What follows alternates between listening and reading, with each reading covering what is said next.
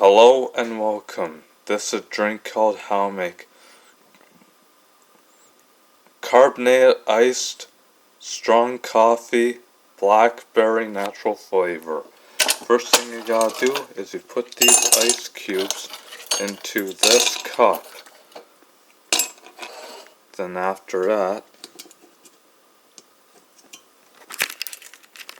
you open up this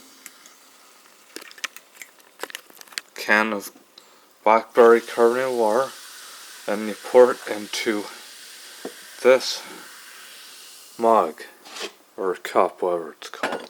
Then you pour in the strong coffee from this carafe, and here is your iced carbonated strong coffee blackberry natural flavor. Enjoy, folks. Thank you for watching, and happy holidays, folks, and have the rest of the happy December. Thank you.